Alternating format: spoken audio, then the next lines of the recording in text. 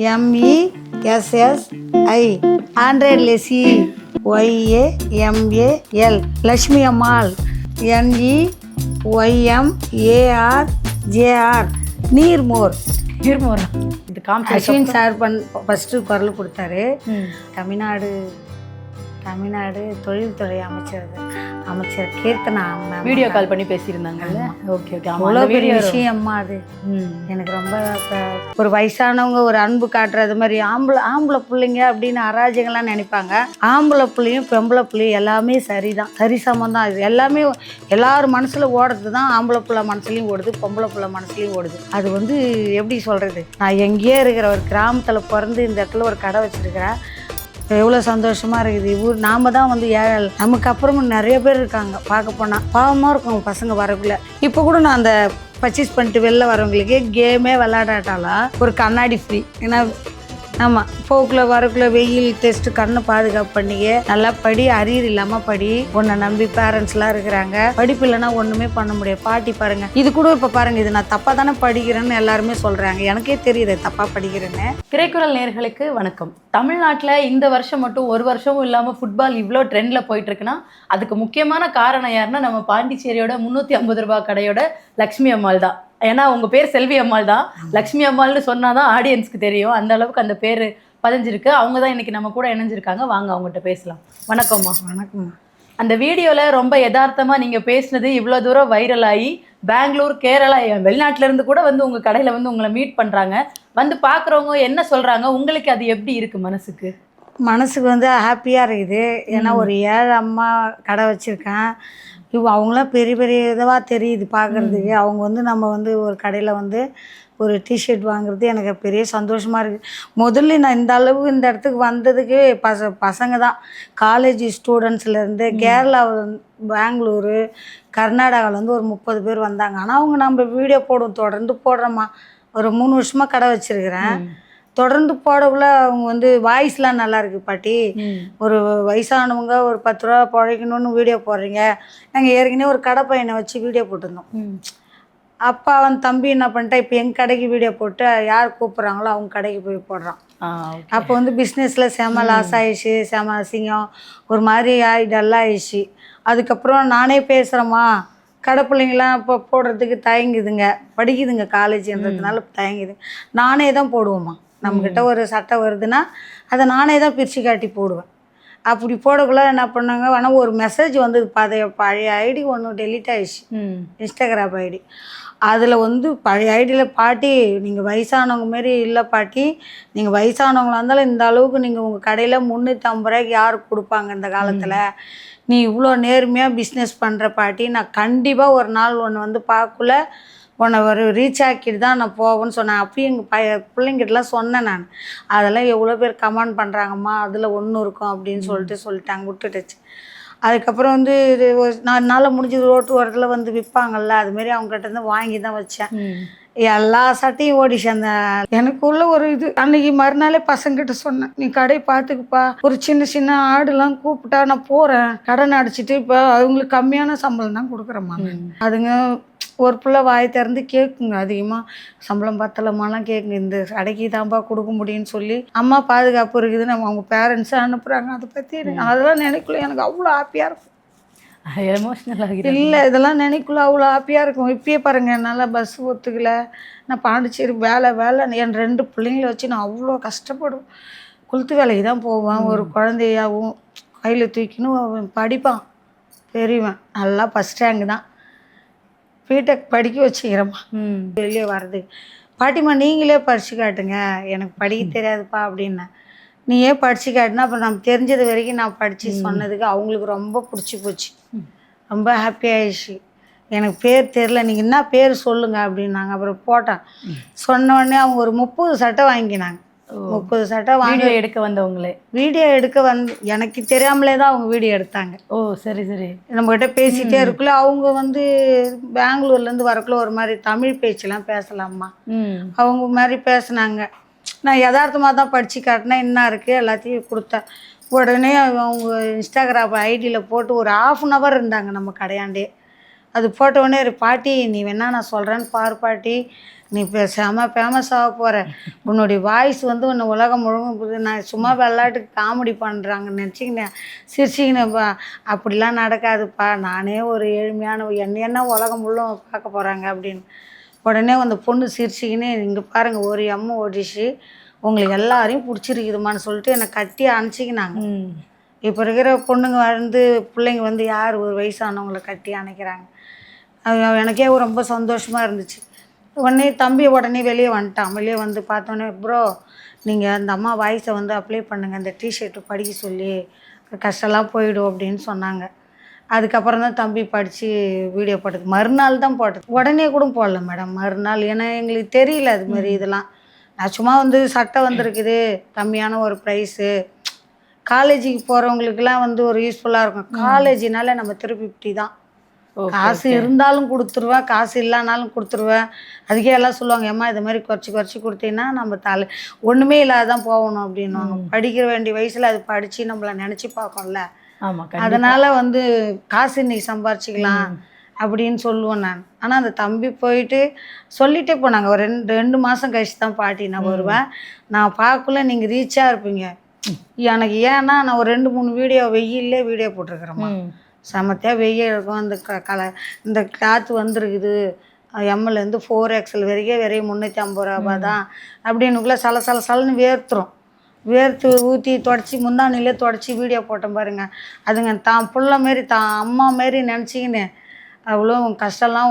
இந்த பக்கம் வரவங்க உங்கள்கிட்ட ஒரு சட்டை எடுப்பாங்க பாட்டி, கஷ்டம்லாம் போயிடும் அப்படின்னு ஒரு 30 ஒரு லேடிஸுங்க ஜென்ஸுங்க பசங்க உங்களை மாதிரி. இப்போ இந்த வீடியோக்கு அப்புறம் செலிபிரிட்டி ஆகிட்டீங்க இன்ஸ்டாகிராமில். உங்கள் வீடியோவை யூஸ் பண்ணாத இன்ஃப்ளூயன்சஸே இல்லைன்னு ஆயிட்டாங்க. ஸோ ரோட்டில் போகும்போது அடையாளம் தெரிஞ்சு செல்ஃபி கேட்குறாங்களா? உங்கள் ஃபேமிலி சைடில் இதுக்கு என்ன சொல்கிறாங்க, வீட்டில் என்ன சொல்கிறாங்க? ஃபேமிலினா பையனுக்கெல்லாம் கொஞ்சம் ஹாப்பி தான். அவன் தம்பி தனியாக விட்டுட்டு போகிறோம், கடை வச்சுருக்காங்க. இப்போ யாருமே இல்லைன்னா கல்லாட்டெல்லாம் பண்ணுவாங்கம்மா, அதெல்லாம் இல்லை. அம்மாவுக்கு ஒரு பெருமையாக ஆயிடுச்சு, நம்பவே முடியல. கடை பிள்ளைங்களே இல்லை, எனக்கு கடை பிள்ளைங்க தான் ரொம்ப சப்போர்ட். நம்ம உங்கள் கடையில் வேலை பார்க்குற பசங்க? ஆமாம், நல்ல பிள்ளைய மட்டும்தாம்மா வச்சுக்குவேன். நல்லா இல்லைன்னா பையன்கிட்ட சொல்லிடுவேன், இது மாதிரி பண்ணுறாங்கப்பா, இது மாதிரி போகிறாங்கப்பா அப்படின்னு. அதில் நான் ஒரு மாதிரி சொல்லுவேன், இது மாதிரி இருந்தால் இருங்கப்பா, இல்லைன்னா சரி வராது, அம்மா வயசானவங்க கத்த முடியாதுன்னு சொல்கிறோம். அதனால தான் நான் இந்த அளவுக்கு. அதுவும் எங்கள் கடை பசங்க ரொம்ப ஃபீல் பண்ணாங்க மேடம். ஏன்னா பழைய ஐடி போன உடனே புது ஐடியில் 2000 ஃபாலோவர்ஸே வராது.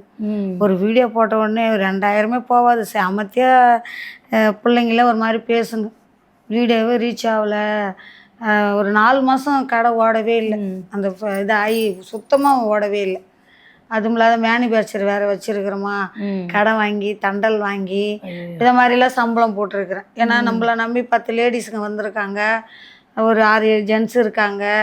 அப்போ ரொம்ப ஒரு மன உளைச்சல் மாரி ஆயிடுச்சு. ஜெர்சி விற்கிறத தாண்டி மேனுஃபேக்சரும் நீங்களே பண்ணுறீங்களா? ஆமாம் மேடம், ஆள் வச்சு அது எதனால அப்படி ஆயிடுச்சு? அது எதனாலனா, நாங்கள் வந்து ஸ்டாக் எடுப்போம் கொஞ்சம் ஒரு 5000 ஒரு 10000 அப்படி வச்சு தான் ஸ்டாக் எடுப்போம். ஒரு 2000 முத ஒரு 2000ல் ஆரம்பிச்சது தான், வீட்டில் ஆரம்பிச்சது தான் இந்த பிஸ்னஸ்ஸு. நான் கொளுத்து வேலைக்கு போயின்னு இருந்தேன், என்னால் செய்ய முடியலம்மா.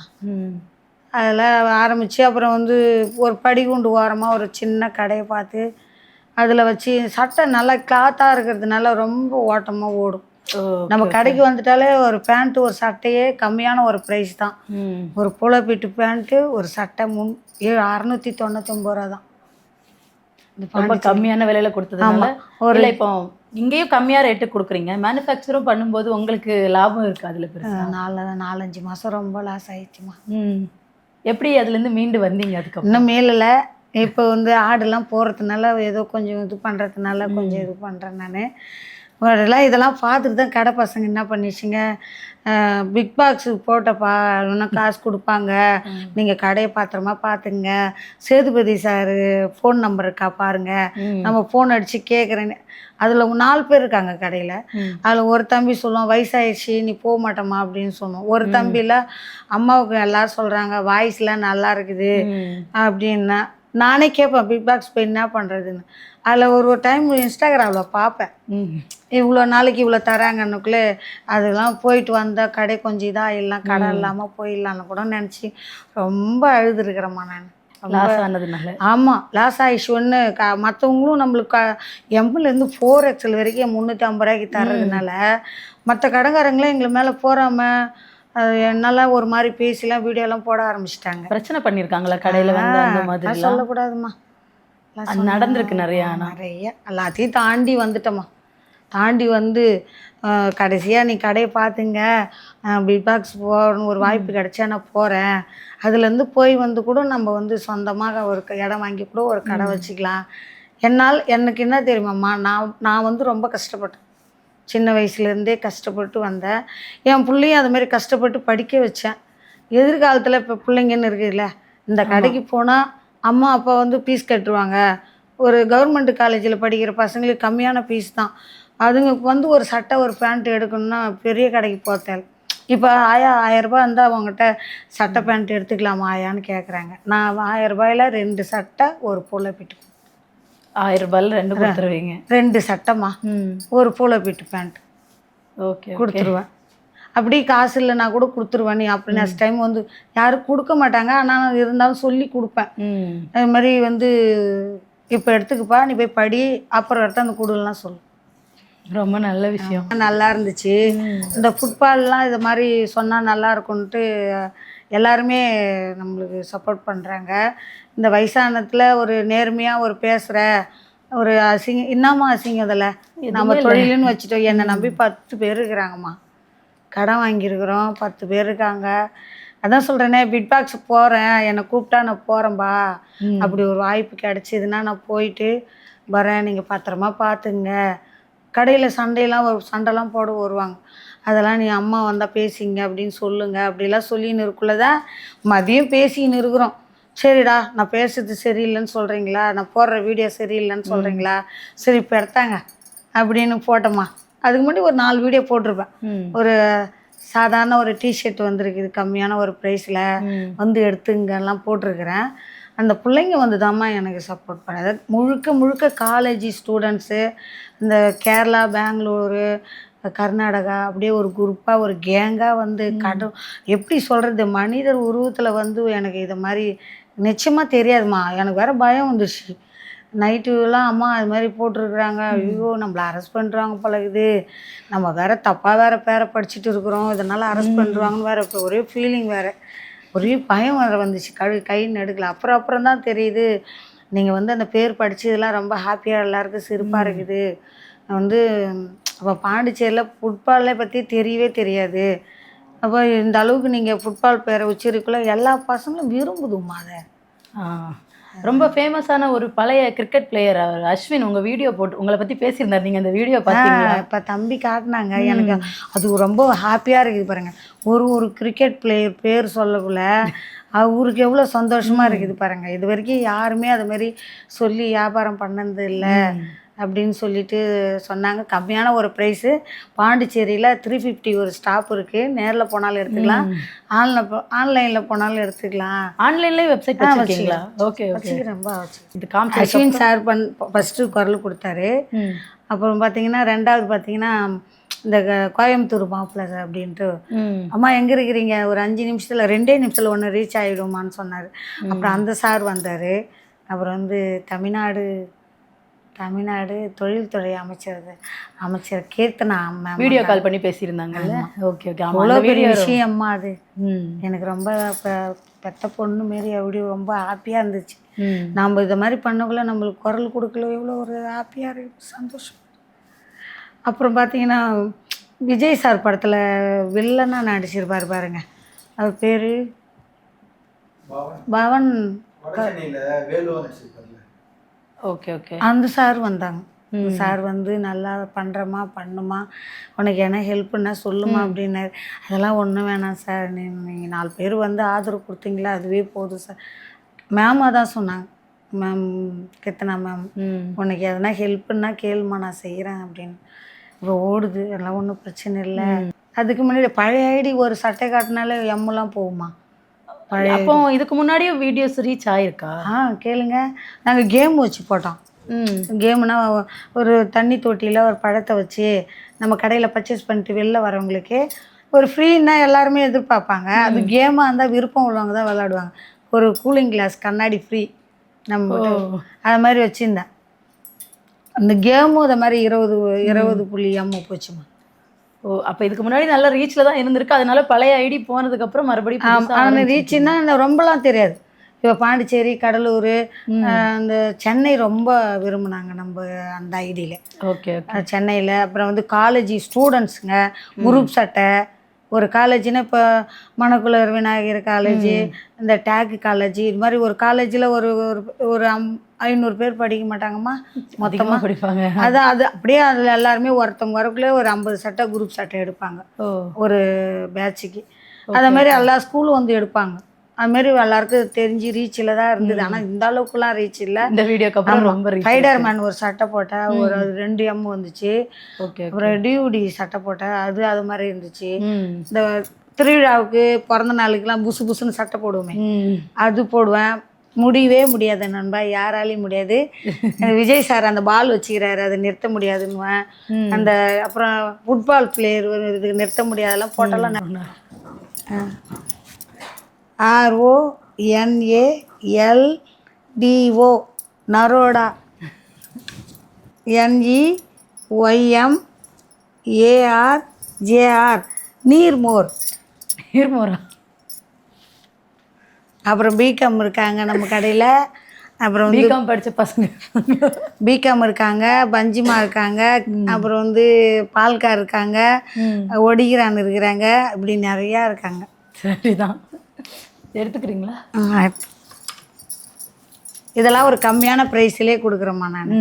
சட்டை மட்டும் இல்லை, இது ஒரு சட்டை ஒரு ஏழை பிள்ளைங்க வந்து எடுக்குதுமா, எனக்கு அதுவே ஹாப்பியாக இருக்குது. எவ்வளோ சந்தோஷமாக இருக்குது. நாம் தான் வந்து ஏழை, நமக்கு அப்புறமும் நிறைய பேர் இருக்காங்க. பார்க்க போனால் பாவமாக இருக்கும் பசங்க வரக்குள்ளே. நானே கேட்பேன், என்னப்பா படிக்கிற அப்படின்னு கேட்பேன். இல்லை பாட்டி, காலேஜ் போய் சேரணும், இப்போ தான் எல்லாம் ஸ்கூலில் காலேஜ் ரெடி பண்ணிட்டு இது நான் அந்த போய் ஜாயின் பண்ணணும். என் ஃப்ரெண்டு சொன்னான் அந்த கடைக்கு வர சொல்லி. இப்போ கூட நான் அந்த பர்ச்சேஸ் பண்ணிட்டு வெளில வரவங்களுக்கு கேமே விளையாடாட்டாலாம் ஒரு கண்ணாடி ஃப்ரீ கொடுத்துட்ருக்கீங்க. ஆமாம், போக்கில் வரக்குள்ள வெயில் டெஸ்ட்டு கண்ணு பாதுகாப்பு பண்ணிக்க, நல்லா படி, அரியர் இல்லாமல் படி. உன்னை நம்பி பேரண்ட்ஸ்லாம் இருக்கிறாங்க. படிப்பு இல்லைன்னா ஒன்றுமே பண்ண முடியாது. பாட்டி பாருங்கள், இது கூட இப்போ பாருங்கள், இது நான் தப்பாக தானே படிக்கிறேன்னு எல்லாருமே சொல்கிறாங்க. எனக்கே தெரியுது தப்பாக படிக்கிறேன்னு. ஆனால் பசங்க வந்து அதை ஏற்றுக்குதுங்க. பாட்டிக்கு வந்து படிப்பு இல்லை, நாம் படிக்கணும் பேரண்ட்ஸுக்கிட்ட சொல்லக்குள்ள எவ்வளோ ஹாப்பியாக இருக்குதுமா. கண்டிப்பாக. அதேமாதிரி படிப்பு ஒரு இது, இந்த மாதிரி விளையாட்டுக்கும் விடமாட்றாங்கல்ல. இப்போ எல்லாருமே நான் இப்போ என் கடைக்கு வந்து என்ன சொல்கிறாங்க, இந்த ஒரு வாரத்தில் பையன் வந்து பாக்ஸருக்கு போகிறான், அனுப்புகிறேன் பாட்டி. பையன் வந்து ஃபுட்பால் போகிறான். பொண்ணுங்க வந்து இந்த கவுரு காலாலே மெரிச்சிக்கின்னு மேலே சுற்றுது. அது மாதிரி அந்தந்த பசங்களுக்கு என்ன விருப்பமோ அதெல்லாம் சேர்க்குறாங்க. அது விளையாட்டு ஒரு இது தானே. ஆமாம், ஃபஸ்ட்லாம் நம்ம சின்ன பிள்ளையா இருக்குள்ள விளாடுவோம். நம்ம போய் படிக்குள்ளே ஒரு பீரியட் பசங்க விளாடுவாங்க, ஒரு பீரியட் படிக்கிறதுக்கே விடுவாங்க. இப்போல்லாம் அதெல்லாம் இல்லை தானே. எல்லாமே பெற்றவங்க படித்தா மட்டும் போதும். கண்டிப்பாக படித்தா மட்டும் போதும். அதை போய் பிள்ளை வேலைக்கு போனால் மட்டும் அது பிள்ளைக்கு ஒரு ஆரோக்கியம், மனசில் இருக்கிறது, ஒரு ஹாப்பியாக சிரிக்கிறது, இதெல்லாம் இருந்தால் இப்போ நிறைய பேர் அதை விரும்புகிறாங்க. நானே கடை வாசலில் உட்காந்துருப்பேன், நிறைய பேர் இப்போ அவ்வளோ லட்சுமியம்மா பாட்டி ஒரு நாளைக்கு லெசியை தொங்க விட்டு இங்கே பாரு இதை படித்து காட்டுன்னானுங்க பஸ்லேயே. ஸ்கூல் பசங்களை. ஆமாம், நிறைய பசங்க அந்த பக்கம் போகக்குள்ள அதெல்லாம் சொல்லுவானுங்க. அதெல்லாம் பார்க்கல ஹாப்பியாக இருக்கு. இதெல்லாம் நான் பெருசாக எடுத்துக்கவே மாட்டேன். என்னை வந்து எவ்வளோ காலேஜ் ஸ்டூடெண்ட்ஸு தான்ப்பா இது இருக்குது முக்கியத்துவமே. இந்த அளவுக்கு நான் வந்ததுக்கே ஒரு தாயாகவும் ஒரு பாட்டியாகவும் ஒரு வயசானவங்க ஒரு அன்பு காட்டுறது மாதிரி. ஆம்பளை பிள்ளைங்க அப்படின்னு அராஜகம்லாம் நினைப்பாங்க. ஆம்பளை பிள்ளையும் பொம்பளை பிள்ளையும் எல்லாமே சரிதான், சரி சமந்தான். இது எல்லாமே எல்லாரும் மனசில் ஓடுறது தான். ஆம்பளை பிள்ளை மனசுலையும் ஓடுது, பொம்பளை பிள்ளை மனசுலையும் ஓடுது. அது வந்து எப்படி சொல்கிறது, நான் எங்கேயே இருக்கிற ஒரு கிராமத்தில் பிறந்து இந்த இடத்துல ஒரு கடை வச்சுருக்கிறேன். கேரளா எங்கே இருக்குமா, அங்கேருந்து ஒரு பாட்டிக்கு சப்போர்ட் பண்ணணும்னு வந்து சொல்கிறாங்க பாருங்கள். இந்த வாய்ஸை வச்சுன்னு வீணாக ஒரு முட்டுக்கட்டை மாதிரி இருக்காது அப்படின்னு சொல்லி வீடியோ எடுத்து போட்டாங்க பாரு. எனக்கு அப்படியே ரொம்ப சந்தோஷமாக இருக்குங்க. எனக்குள்ள ஒரு இது. அன்றைக்கி மறுநாளே பசங்கிட்ட சொன்னேன், நீ கடையை பார்த்துக்குப்பா, ஒரு சின்ன சின்ன ஆடுலாம் கூப்பிட்டா நான் போகிறேன், கடன் அடிச்சிட்டு இப்போ அவங்களுக்கு கம்மியான சம்பளம் தான் கொடுக்குறேம்மா. அதுங்க ஒரு பிள்ளை வாய் திறந்து கேட்குங்க, அதிகமாக சம்பளம் பத்தலமாலாம் கேட்குங்க. இந்த கடைக்கு தான்ப்பா கொடுக்க முடியும்னு சொல்லி அம்மா பாதுகாப்பு இருக்குதுன்னு அவங்க பேரண்ட்ஸை அனுப்புகிறாங்க. அதை பற்றி அதெல்லாம் நினைக்கல எனக்கு அவ்வளோ ஹாப்பியாக இருக்கும். எமோஷ்னல் ஆகிடும். இல்லை இதெல்லாம் நினைக்குள்ள அவ்வளோ ஹாப்பியாக இருக்கும். இப்பயே பாருங்கள் என்னால் பஸ் ஒத்துக்கல, நான் பாண்டிச்சேரி வேலை வேலைன்னு என் 2 பிள்ளைங்கள வச்சு நான் அவ்வளோ கஷ்டப்படுவேன். குளுத்து வேலைக்கு தான் போவேன். ஒரு குழந்தையாவும் கையில் தூக்கின்னு அவன் படிப்பான் பெரியவன், நல்லா ஃபஸ்ட் ரேங்க் தான். பிடெக் படிக்க வச்சுக்கிறேம்மா.